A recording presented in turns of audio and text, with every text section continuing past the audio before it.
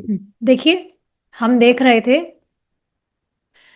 हमारे पिछले सेशन में हमने देखा था कि प्रभुपाद जी अपने शिष्यों के साथ में एक बिल्डिंग ढूंढ रहे थे, क्योंकि अभी जो करंटली उनका टेम्पल था वो छोटा पड़ रहा था।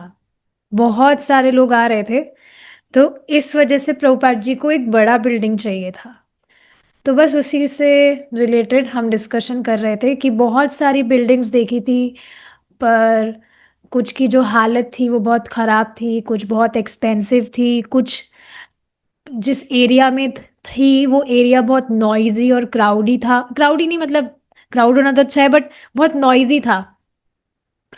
तो इस तरह से काफ़ी बिल्डिंग्स देखने के बाद में एक बिल्डिंग देखी लास्ट में, जो एकदम परफेक्ट लग रही थी।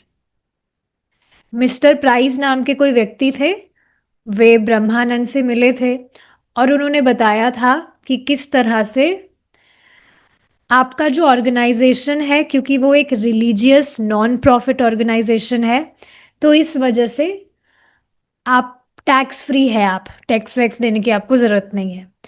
तो हाँ, उन्होंने इसी से रिलेटेड एक बिल्डिंग उनको दिखाई थी, और जो ओनर थे उन बिल्डिंग को, वो भी उसको ऐसी ही किसी ऑर्गेनाइजेशन को देना चाहते थे। तो उस बिल्डिंग को देखा, तो वो बिल्डिंग जहाँ पर युवक लोग ज़्यादा रहते थे, वहीं पर वो बिल्डिंग थी। और वो दोनों तरह के लोग, जो हिप्पी हिप्पी एरिया के जो लोग थे और जो नॉर्मल जनरेशन थी, दोनों के लिए वो प्लेस एकदम बेस्ट था, सेफ था। तो इसी से रिलेटेड हमने देखा था कि किस तरह से उसके जो फ्लोर्स थे वो अच्छी कंडीशन में थे, गेट्स वगैरह अच्छी कंडीशन में थे। और वहाँ पर कोई एक विख्यात व्यक्ति थे, मार्किस दे नाम के, उसकी वजह से भी वह जगह और ज़्यादा जानी जाती थी। तो यहीं से हम कंटिन्यू करेंगे। अब एक बार शाम में, शाम का समय था, मिस्टर प्राइस, प्राइस मतलब उन व्यक्ति का नाम है, वे प्रभुपाद जी के पास में, प्रभुपाद जी से मिलने गए उनके रूम में। प्रभुपाद जी नीचे बैठे हुए थे अपने डेस्क पर, डेस्क के पास में। और ये जो व्यक्ति थे मिस्टर प्राइस, ये वहां जाकर एक फोल्डिंग चेयर पर जाकर बैठे, क्योंकि आप देखेंगे बाहर के लोगों के लिए फ्लोर पर बैठना भी थोड़ा कॉम्प्लिकेटेड होता है, they always sit on chairs. तो ये आप देख रहे हैं ना, जितनी भी ये मॉडर्न चीजें आ रही है ना, वास्तव में जो लोग मॉडर्न मॉडर्न कर रहे हैं, ये सब वेस्ट से ही आ रहा है। इंडिया में तो कल्चर हमेशा से ही नीचे बैठ कर सब कुछ काम करने का है। इसी से रिलेटेड बहुत ही अजीब सा क्वेश्चन है ये। एक माता जी ने कल क्वेश्चन किया था कि क्या हमें बेड पर बैठकर प्रसाद नहीं पाना चाहिए। तो देखिए, एक बार समझ लेते हैं इसको भी। बेड पर बेसिकली हम सोते हैं, तो वह तमोगुणी एरिया है। और वास्तव में बेड पर सोने के अलावा, जब आपका सोने का टाइम हो, उसके अलावा तो बेड पर जाकर बैठना भी नहीं चाहिए, क्योंकि बेड जो है वो तमोगुणी एरिया है, हम सोते हैं उस पर। तो पूरे दिन भर भगवान की सेवा होती है और बार बार तो हम नहीं नहाते हैं। तो बेड पर बैठना भी अवॉइड करना चाहिए। और देखिए, प्रसाद पाने की बात है, तो प्रसाद हमारी एक तरह से साधना है। प्रसाद हम पा रहे हैं तो ये कोई ऑर्डिनरी चीज नहीं है वास्तव में।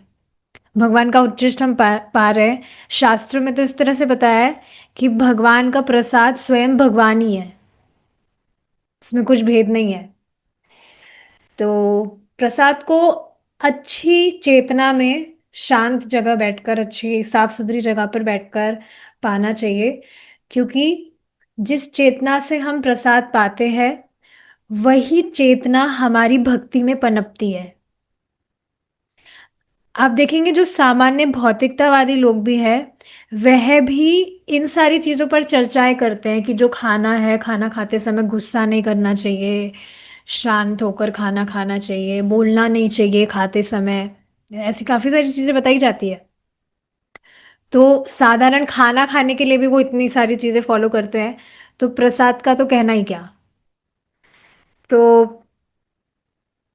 ट्राई करना चाहिए कि हम नीचे बैठकर प्रसाद पाए, उससे, या नीचे भी नहीं बैठे, ऊपर भी आप बैठते तो कम से कम आलती पालती करके बैठे सीधा। डिस्ट्रैक्शंस बिल्कुल अवॉइड करिए, फ़ोन वगैरह कुछ भी मत चलाइए। मैं देखिए कुछ दिन से ये फॉलो कर रही हूँ और मेरी एनर्जी लेवल्स में बहुत इम्प्रूवमेंट है। नहीं तो मैं बहुत बताना नहीं चाहती मैं, मेरी हेल्थ में क्या क्या चीज़ें हो गई थी अभी बीच में, क्योंकि मेरी फूड हैबिट्स ठीक नहीं थी। Although I was eating healthy food, पर ठीक से ना फॉलो करने की वजह से थोड़ा दिक्कत हो रही थी। बट अब मैं खुद इस चीज़ को देखकर आश्चर्यचकित हूँ कि 2-3 दिन फॉलो करके ही कितना इम्प्रूवमेंट आया है। ये चीज़ सच में कई बार एक्सपीरियंस से भी समझ में आती है। मैं हमेशा इस तरह से सोचती थी कि मैं तो ये शरीर नहीं हूँ, मैं तो आत्मा हूँ, तो आत्मा वाले कार्य तो मैं कर रही हूँ, इतना ज़्यादा स्ट्रेस देने की ज़रूरत नहीं है कि हेल्थ में ये करना है, वो करना है, वो करना है। बट नहीं, इस बात को समझिए प्लीज़, ये बहुत इम्पॉर्टेंट है। हम जो भी हेल्दी हैबिट्स फॉलो करते हैं, उससे जब हमारा बॉडी जो है वह एकदम लाइट फील करता है, अच्छा फील करता है ना, हम एनर्जेटिक फील करते हैं, तो हम भक्ति बहुत अच्छे से कर पाते हैं। ये चीज़ें बहुत ज़्यादा मैटर करती है। अब एक्सपीरियंस करके मुझे समझ आ रहा है, अगर बॉडी में कुछ प्रॉब्लम है, फटीग है, टायर्डनेस रहती है, या जो भी सारी चीज़ें, तो फिर भक्ति में भी उस तरह से मन नहीं लग पाता है। आधी बार तो व्यक्ति बेचारा अपने शरीर के कष्टों से ही दुखी रहता है फिर। तो ये इम्पोर्टेंट चीज़ है।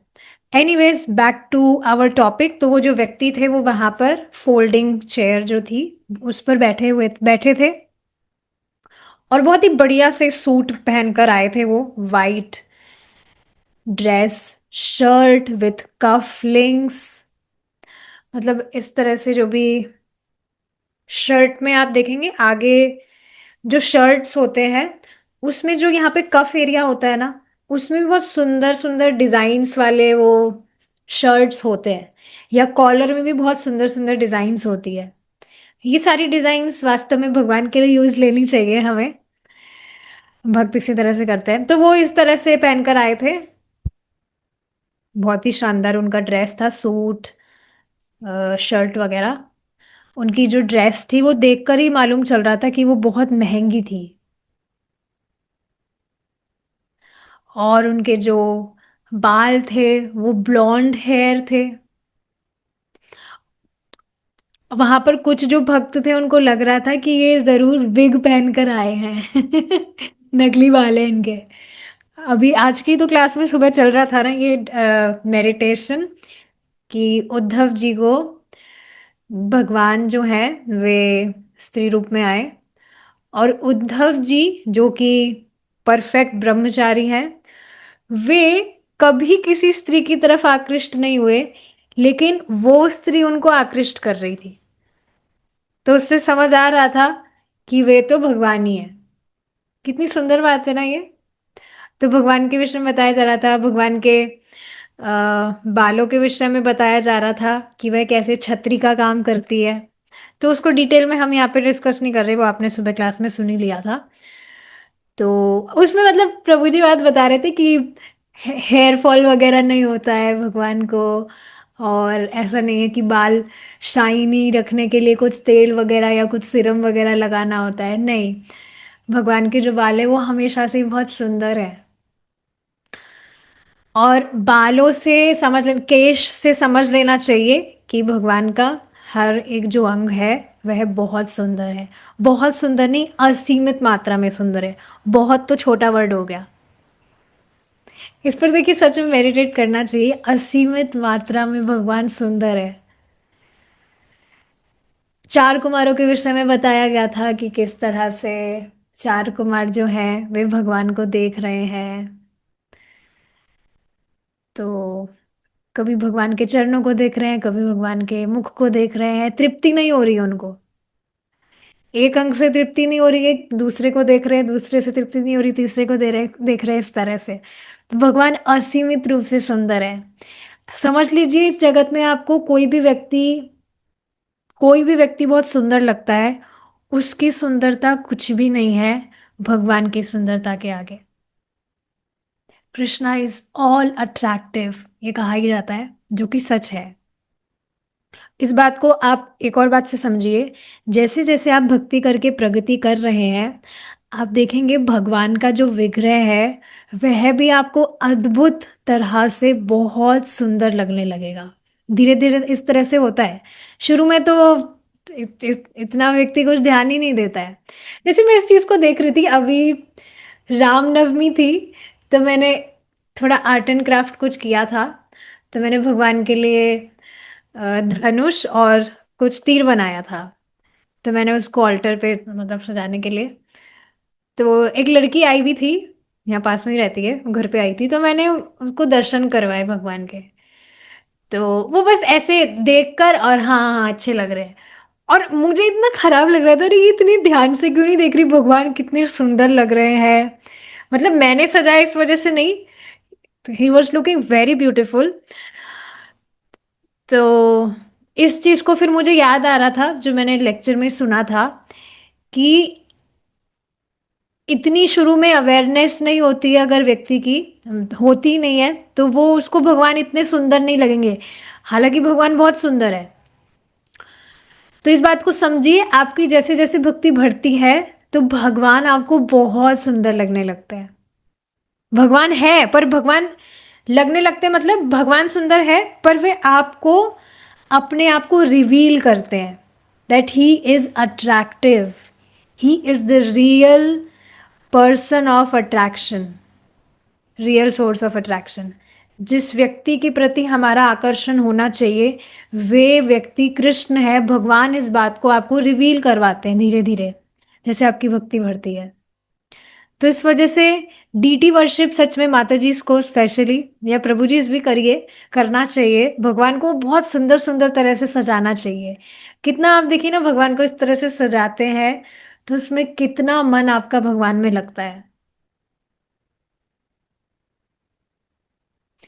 ये चीज मैं खुद देख रही हूँ, पहले मुझे मतलब इतना नहीं था, बट अब मेरा मन करता है मैं भगवान को घंटों तक सजाते रहूं अलग अलग तरह से। And Krishna gives you idea कि इस तरह से करो, आज इस तरह से करो, उस तरह से करो। काफी भक्त है जो इस तरह से बताते हैं, जो डीटी वर्शिप करते हैं। जैसे एक माता जी है, उनके पास में गिरिराज है, बहुत क्यूट गिरिराज है। तो खुद बता रही थी कि गिरिराज मुझे स्पॉन्टेनियसली आइडिया देते हैं कि आज मुझे किस तरह से उनका श्रृंगार करना है, पहले से कुछ सोचा हुआ नहीं होता है। तो यस, भगवान इस तरह से आइडियाज देते हैं। तो ये जो व्यक्ति थे ये बहुत सुंदर एकदम टिप टॉप होकर आए थे, बाल वाल इनके जो थे, ऐसा लग रहा था जैसे विग लगा कर आए हो।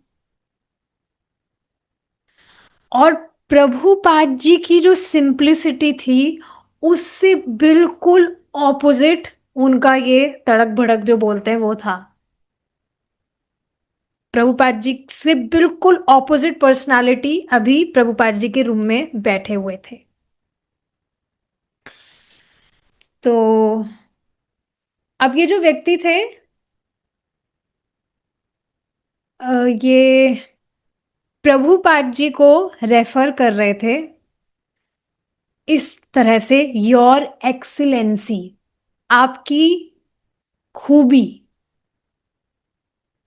और प्रभुपाद जी जो भी काम कर रहे हैं, हरे कृष्ण मूवमेंट, उसकी बहुत ही ज्यादा सराहना कर रहे थे ये व्यक्ति, मतलब प्रभुपाद जी की बहुत तारीफ कर रहे थे, बहुत सराहना कर रहे थे। हमने पढ़ा था ये कल कि इन व्यक्ति को, ये जो इस तरह के यूथ मूवमेंट्स है जिसमें लोगों को अच्छी अच्छी हैबिट्स, युवकों को स्पेशली अच्छी हैबिट्स फॉलो करवाते हैं, अच्छा ह्यूमन बीइंग बनने की जो शिक्षा दी जा रही है, और रिलीजियस मूवमेंट भी उसमें आ जाता है। तो इन व्यक्ति की बहुत रुचि थी ऐसे मूवमेंट्स में, मतलब इनको अच्छा लगता था ये सब कुछ काम, जो भी लोग इस तरह के मूवमेंट्स के लिए इनिशिएटिव लेते हैं उनके लिए इनके मन में बहुत सम्मान की भावना होती है। तो हाँ, इस तरह से प्रभुपाद जी की बहुत तारीफ कर रहे थे। और ऑप्टिमिस्टिकली बात कर रहे थे। ऑप्टिमिस्टिकली मतलब आशा। एक तो होता है निराशा, पेसिमिस्टिक, कि मतलब बिल्कुल डल, कुछ निराशा नहीं है, कुछ होप्स नहीं है। एक ऑप्टिमिस्टिक, बहुत होप्स है, बहुत उत्साह है, एंथुजियाज्म है। तो उस तरह से उनकी आवाज़ में बहुत उत्साह था, जिस तरह से वे बोल रहे थे। उनके कनेक्शंस के बारे में बता रहे थे कि कैसे बहुत लोगों से वे जुड़े हुए हैं। और प्रभुपाद जी को भी इस तरह से वे एक्सपेक्टेशंस दे रहे थे कि आपका जितना लक्ष्मी लगनी चाहिए उससे बहुत ही कम में आपका काम हो जाएगा। और कुछ आपको दिक्कत वगैरह नहीं आएगी, कुछ ऐसी ट्रबल वगैरह नहीं आएगा। सब कुछ बहुत इजीली हो जाएगा, और जैसी जगह आपको चाहिए वैसी जगह मैं आपको दिलवा सकता हूँ। इस तरह से वे प्रभुपाद जी से बात कर रहे थे। अब प्रभुपाद जी अपने कुछ शिष्यों के साथ में, इन व्यक्ति के साथ में जो घर पे आए थे, मिस्टर प्राइस, इनके साथ में वे बिल्डिंग देखने के लिए गए। मिस्टर प्राइस प्रभुपाद जी के जो भी शिष्य थे, और जो उस बिल्डिंग का जो भी जिसकी कस्टडी में था, मतलब उसका मालिक जो था, ये सब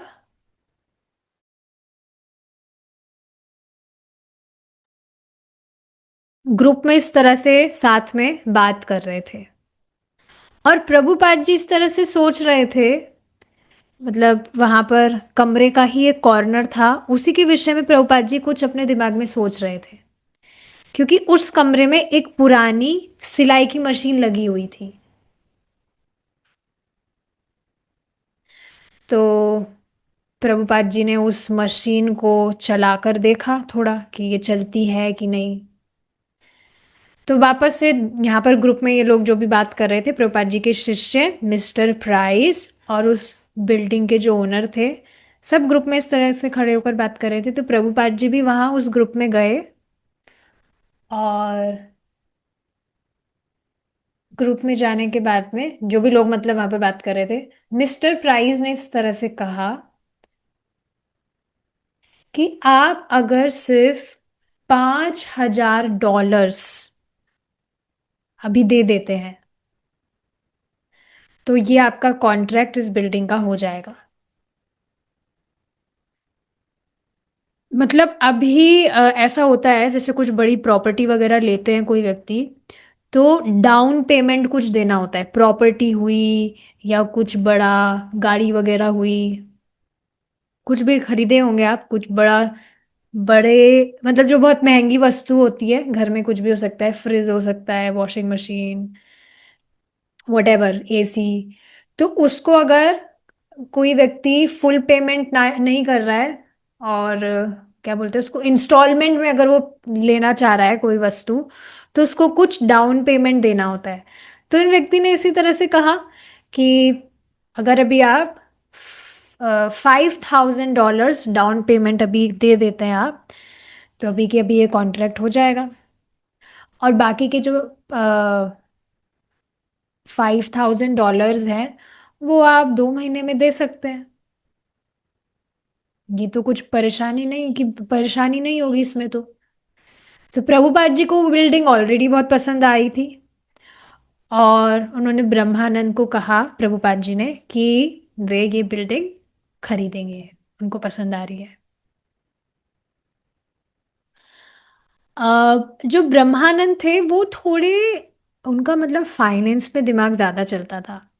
तो जो लक्ष्मी है वो एकदम सही सही कैसे काम में आए, उसमें उनका दिमाग बहुत चलता था।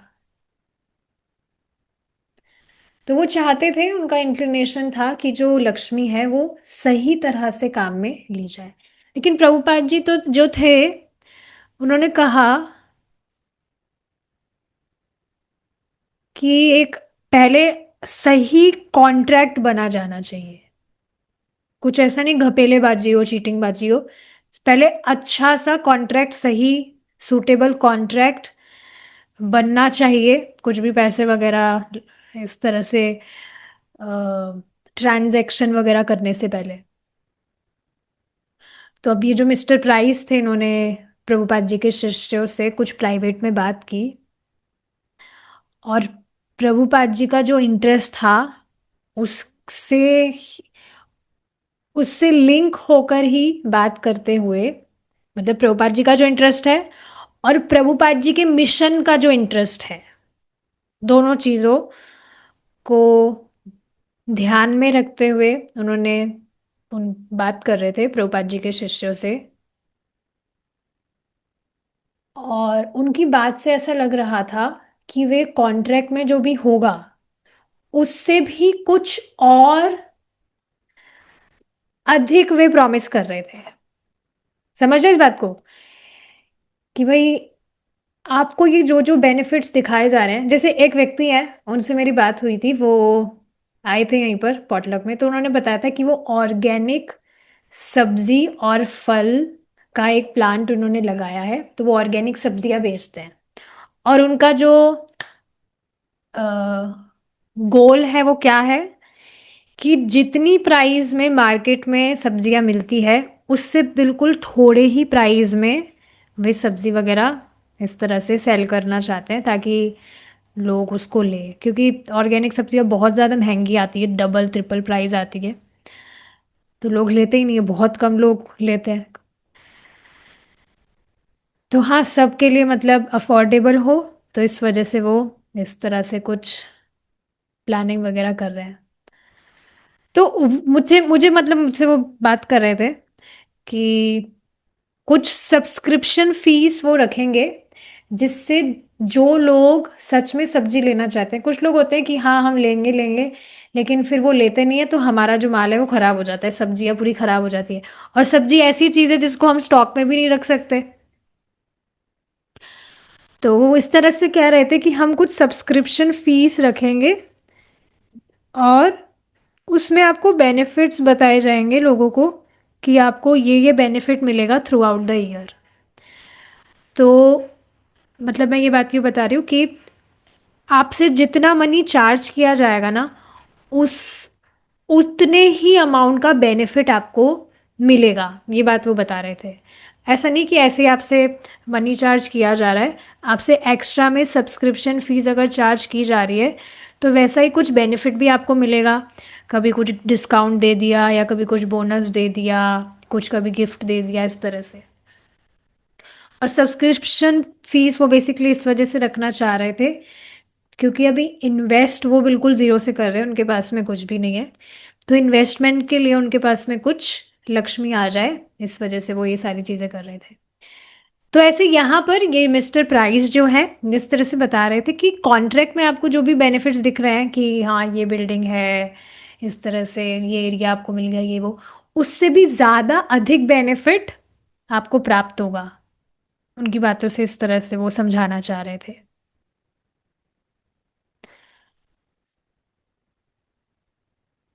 तो शायद आगे पता चला है, शायद वो उनको वो बिल्डिंग दे देंगे, लेकिन इस बात, ये बात तो कोई सेंस वाली नहीं है कि वो उनको ये बिल्डिंग दे देंगे, क्योंकि बिल्डिंग तो वैसे ही वो खरीद रहे हैं। पर ऐसा ही कुछ वो कह रहे थे। Now I am not sure कि प्रभुपाद जी जो बिल्डिंग ले रहे हैं रेंट पर तो नहीं ले रहे होंगे, यहाँ पर कुछ क्लियर नहीं बताया जा रहा है। आगे हम देखेंगे, मतलब क्लियर हो नहीं रहा है मुझे, तो आगे पता चलेगा कि वो खरीद रहे हैं या रेंट पर ले रहे हैं। नहीं, रेंट पर तो नहीं ले रहे हैं, यहाँ पर देखिए लिखा है, प्रभुपाद जी ने ब्रह्मानंद से कहा, they should purchase it. Purchase का मतलब होता है खरीदना, तो ठीक है। तो मिस्टर प्राइस थे तो नए व्यक्ति, लेकिन वे इस तरह से सबको कह रहे थे कि आप मुझे अपने शुभ चिंतक की तरह ही समझिए, आप मुझे अपना मित्र समझिए। और एक दिन उन्होंने सभी को अपने घर पर भी इनवाइट किया कि आप शाम को हमारे मेरे घर पर आइए, इस तरह से उन्होंने इनवाइट किया। तो अब सभी जो भक्त थे वो इस तरह से इकट्ठे होकर उनके घर में गए, और वहाँ कुर्सियाँ वगैरह लगी हुई थी, उनका लिविंग रूम था एक सेपरेट, तो लिविंग रूम का मतलब जहाँ पर गेस्ट रूम कह सकते हैं, गेस्ट रूम नहीं, लिविंग रूम मतलब जहाँ सोफा सेट वगैरह लगा होता है। तो जो भी गेस्ट वगैरह मिलने आते तो वहां पर बैठकर मीटिंग करते हैं। तो वहाँ लिविंग रूम में गए थे, वहाँ चेयर्स वगैरह लगी थी, वहां पर सब बैठे थे भक्त। और वहां पर कुछ बुक केसेस थे, मतलब जहां पर बुक्स रखी जाती है, होता है ना ऐसा, शेल्फ वगैरह कुछ ऐसा होता है घरों में जहां पर बुक्स रख सकते हैं। लेकिन उनके बुक शेल्फ में बुक्स नहीं थी, लेकिन उसमें कुछ इस तरह की मतलब रोज वगैरह थी बुक्स की। तो वापस से अब ये जो मिस्टर प्राइस थे, ये वापस से वहां पर भक्तों को फ्लैटर करने लगा। फ्लैटर का मतलब होता है यही मक्खनबाजी वगैरह, आप मेरी पार्टी में हो जाओ, मुझ पर विश्वास कर लो, ये वो। अब ये बात समझ नहीं आ रही कि ये व्यक्ति इतना इंटरेस्ट क्यों दिखा रहे हैं यहाँ पर। वो समझ आएगी अभी कहानी। कोई भी व्यक्ति जब बहुत ज्यादा चेपू हो जाता है, चेपू मतलब आप समझ रहे हैं, आपका उससे ना कुछ रिलेशन ना जानकार, पर वो बहुत इंटरेस्ट आप में दिखाता है कि आप इस तरह से मुझ पर विश्वास करिए, यहाँ इस तरह से इन्वेस्ट कर लीजिए, ये कर लीजिए, वो कर लीजिए, तो कुछ ना कुछ दाल में काला लगता है। तो हाँ, वापस से वो इस तरह से बात करने लगे और तारीफ करने लगे हायग्रीव की, वाह आप कितना अच्छा लिखते हैं।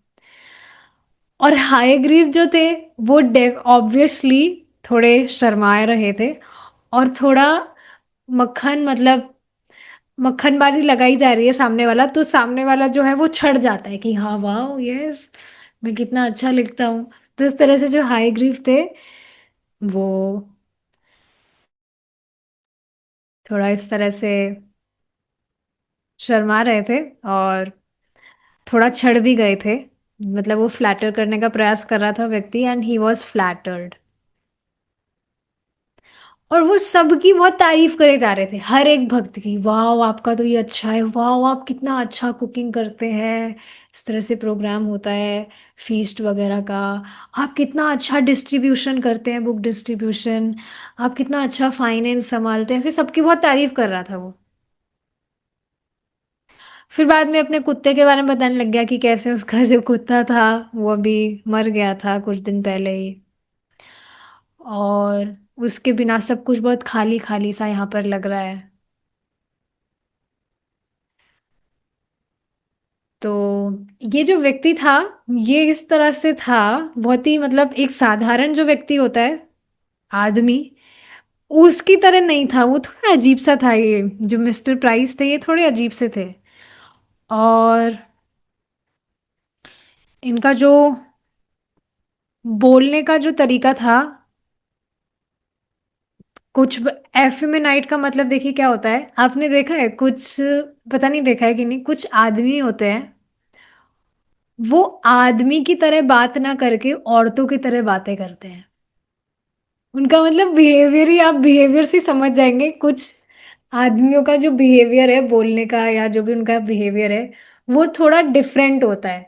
तो इन व्यक्ति का जो बिहेवियर था वो एफेमिन एफेमिनेट मीन्स औरतों जैसा बिहेवियर था, दूसरों की बस तारीफ करना और दूसरों को बस मक्खनबाजी लगाना। तो ऐसा इनका कुछ बिहेवियर था, साधारण जैसे आदमी लोग होते हैं वैसा इनका बिहेवियर बिल्कुल भी नहीं था। प्रभुपाद जी जो थे वे अभी मिले नहीं थे वापस से इनसे। पहली मीटिंग जो हुई थी, मिस्टर प्राइस गए थे वहां प्रभुपाद जी से मिलने के लिए, लेकिन प्रभुपाद जी उस बिल्डिंग को लेने में इंटरेस्टेड थे। लेकिन प्रॉपर अरेंजमेंट हो तब, प्रभुपाद जी ने पहले ऊपर मैं प्रभुपाद जी ने पहले ही कहा कि अच्छे से कॉन्ट्रैक्ट वगैरह होना चाहिए, पूरा लिखा काजी जो भी होती है वो सब कुछ प्रॉपरली होना चाहिए। तो ये था। अब ब्रह्मानंद भी वहां पर थे, अभी सब इनके घर पर ही थे मिस्टर प्राइस के। तो वे प्राइस को कुछ कम करवा रहे थे कि 5,000 तो बहुत ज़्यादा है डाउन पेमेंट, मतलब पूरा ओवरऑल जो प्राइस है वो बहुत ज़्यादा है, कुछ कम करिए आप। तो इस तरह से वो प्राइस कम करवाने में लग रहे थे। और मिस्टर प्राइस के अकॉर्डिंग जो ओनर है बिल्डिंग के, वे चाह रहे थे कि ये जो भी भक्त लोग हैं आपके, हरे कृष्णा मूवमेंट के जो भी लोग हैं, इनसे मतलब मुझे अश्योरिटी चाहिए, कुछ प्रूफ चाहिए कि ये लोग बाकी का पेमेंट बाद में दे भी पाएंगे कि नहीं। कई बार आपने ऐसा देखा है कि कोई व्यक्ति है वो लोन पर कोई चीज़ उठा लेता है, चीज़ उठाना मतलब कुछ भी उसने खरीद लिया, लेकिन बाद में फिर वो अपनी इंस्टॉलमेंट्स पे नहीं करता है, तो उस पर पेनल्टीज लगती है, उसका जो बैंक है वो बैंकरप्ट हो जाता है, ऐसी मतलब काफ़ी कुछ चीज़ें हो जाती है। क्या कहते हैं उसको, कि पता नहीं उसको क्या कहते हैं, कुछ कहते हैं कि कोई भी व्यक्ति अगर लोन पर कुछ चीज़ उठा रहा है तो उसकी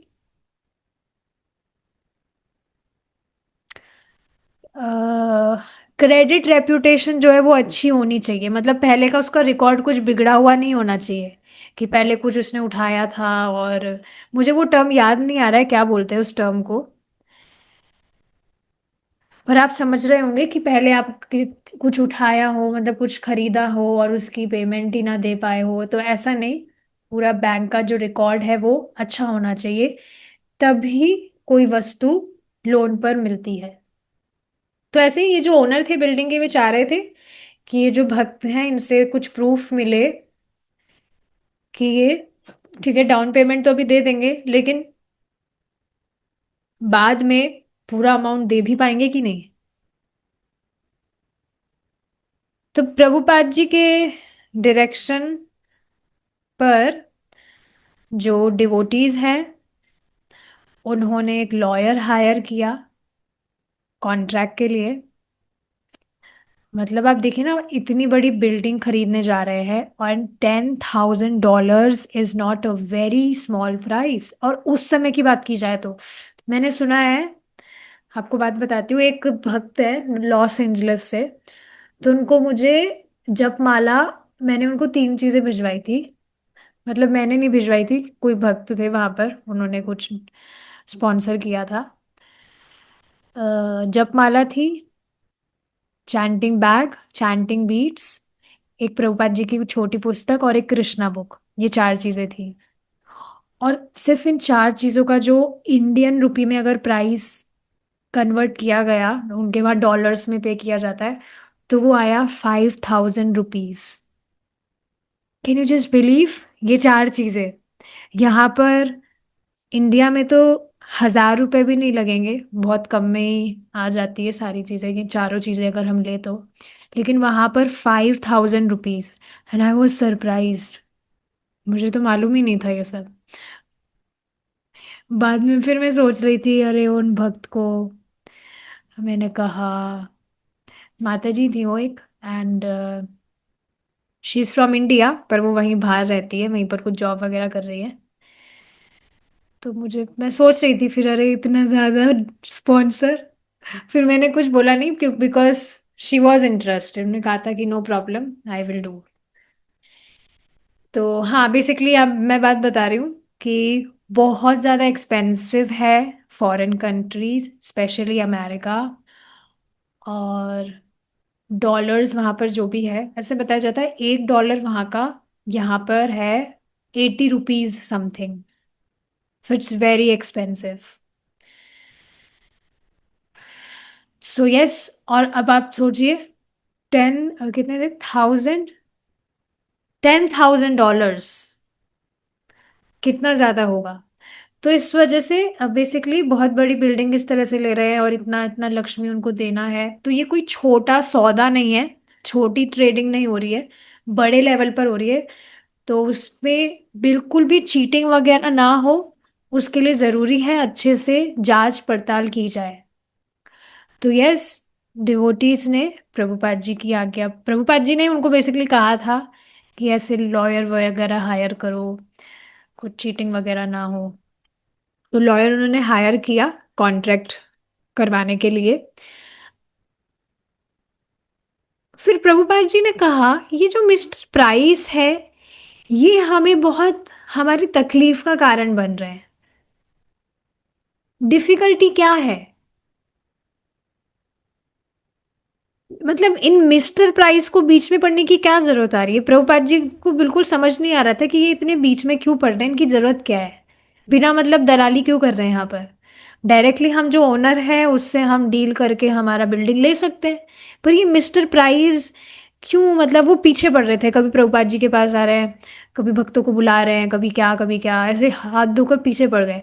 आप पता नहीं जानते कि नहीं, कभी प्रॉपर्टी के चक्कर में आप पड़े हो, जैसे किसी को घर वगैरह लेना होता है तो ये कुछ जो लोग होते हैं दलाल, जो प्रॉपर्टी बीच में मतलब ये काम करते हैं, जो व्यक्ति मकान बेचना चाहता है उसको वो कस्टमर लाकर देता है और बीच में वो लाखों रुपए की दलाली खाता है। मतलब उसका बिजनेस ही है, खाता क्या है, उसका बिजनेस ही है, उसका बेचारे का बिजनेस है ये, जॉब, उसके क्या बोलते हैं, सर्वाइवल, आमदनी का जो, बेसिकली इट्स जॉब, उसका जॉब होता है। तो ऐसे ये जो मिस्टर प्राइस थे यहाँ पर कुछ दलालीगिरी कर रहे थे, तो प्रभुपाद जी को समझ नहीं आ रहा था कि इन व्यक्ति की जरूरत क्या है। हम डायरेक्टली ओनर से क्यों नहीं परचेज कर सकते हैं, इन एजेंट्स की, दलालों की क्या जरूरत है। तो ब्रह्मानंद अब वो कुछ नहीं कह रहे थे, वो बस कह रहे थे कि हम इसी तरह से यहाँ पर हुआ, इन्होंने ही हमको बिल्डिंग दिखाई, तो अब ये बीच में एजेंट है ही, इस तरह से। तो ये सारी चीजें थी। Prabhupada was like very strict, very straight on this, कि क्या जरूरत है भाई, क्यों ये बीच में पढ़ रहे हैं, हम डायरेक्ट क्यों नहीं ओनर से ले सकते हैं। तो ये सारी चीजें हैं। अब इसका आगे का जो डिस्कशन है, हमारा टाइम यहाँ हो गया है, आगे का डिस्कशन हम कल कंटिन्यू करते हैं, भगवान ने चाहा तो। Thank you so much for coming. शिला प्रभुपाद की जय। हरे कृष्णा।